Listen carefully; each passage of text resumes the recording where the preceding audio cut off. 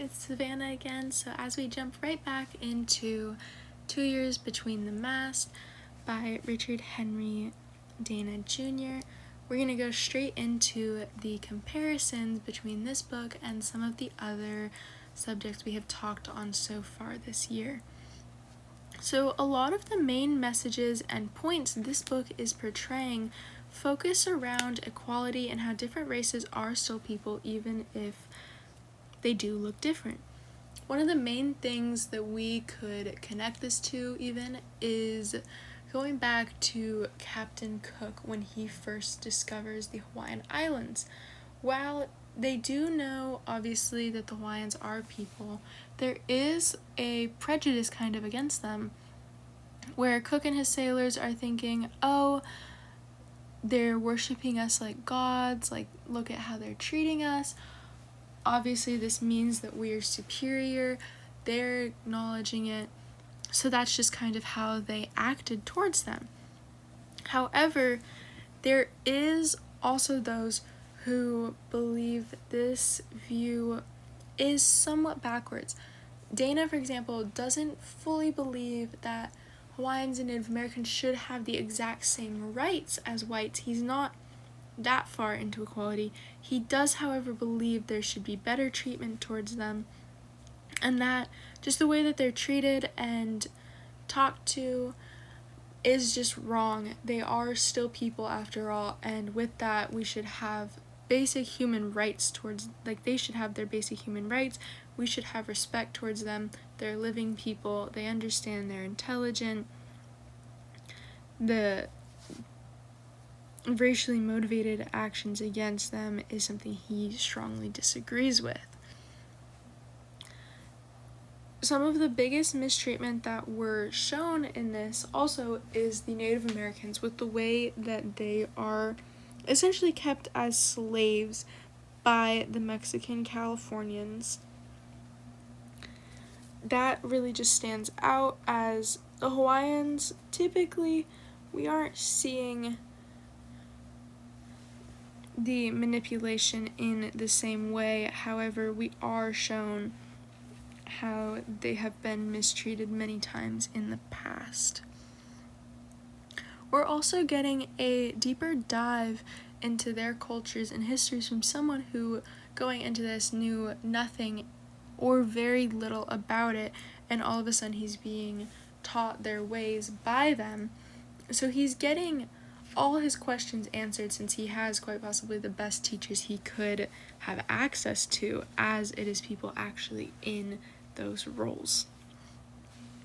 The next section is, why do we read this book for this class? So there's a lot of relevance to Hawaii, Asia, and Pacific regions throughout this entire book. Starting off with Hawaii, he is sailing with Native Hawaiians. So right off the bat, we have him interacting with them on a daily basis, learning about them. We're also shown how much of a vital part of the labor force in the Pacific they are. They're very prevalent on ships due to the fact that Hawaii has been becoming a key location for trading ships to go to, also for whaling. Whaling was starting to become a larger business, and Hawaii was a very good place for this, and because of this, people would go there. The Hawaiian sailors would work on the ships with them, so they were becoming very well-known laborers, and it was being told how hardworking they are, how kind, respectful, helpful, and so because of this, they were becoming very sought after as sailors for captains to have on their ships. All of these factors are really chipping in. We're also getting a really respectful portrayal of them, so we are being shown how they're interacting with sailors other than Dana throughout everyday life, and how no one really seems to have any sort of bad relations with them. All of this is giving us a really rare glimpse into this global trade presence and just how it's really starting to all connect. Next would be relevance to Asia. So this journey is occurring in the global trade networks. As this is going on, it's expanding. So the main one that we're seeing is the network connection with Mexican California and China. This is a really big connection going on. There's lots of trading going in between these, and with Dana being located in Mexican California, he's seeing firsthand all the trades that are coming in, just how big the business is booming. It's also beginning to reflect on expanding American commercial interest, which would mean that we would be interacting with Asia, since China is in Asia and they have a very big role in the Pacific. There's also a lot of relevance when it comes to the Pacific region. So Pacific maritime labor functions are going on extremely strong.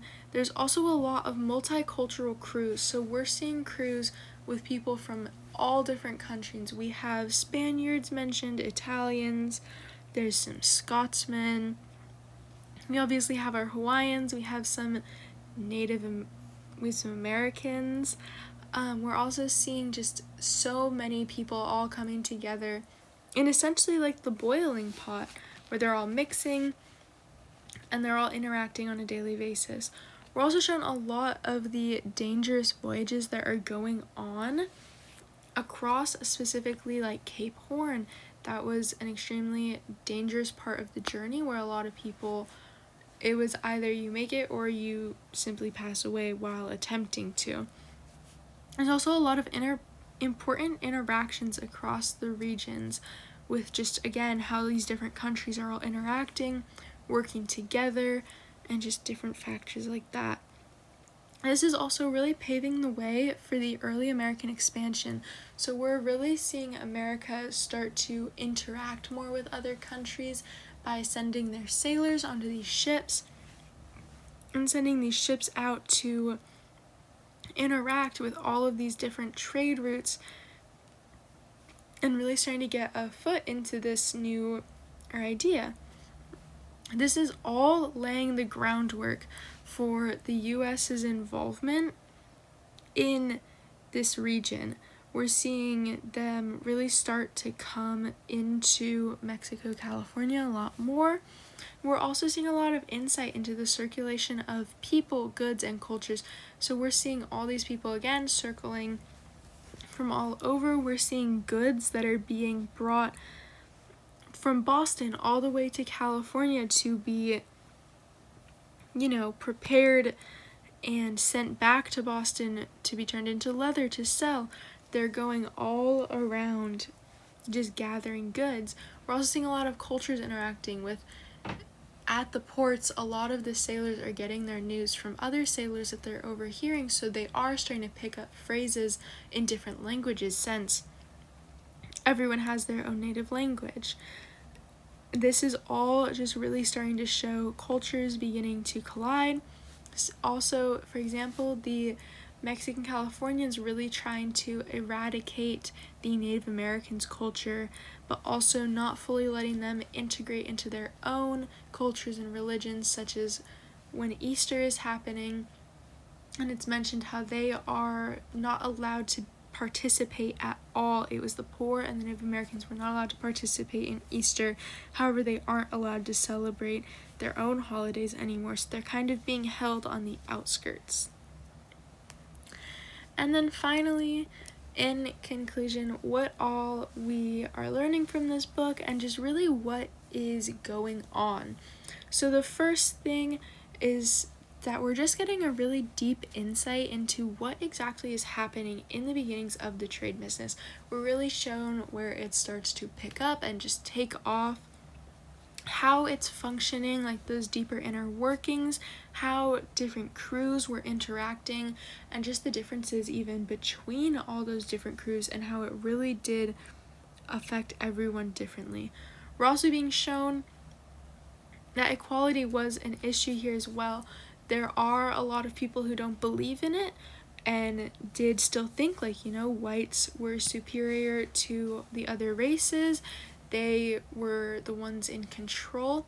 However, we are shown there were those who disagreed with this and eventually would continue to go on to advocate for it, whether that be with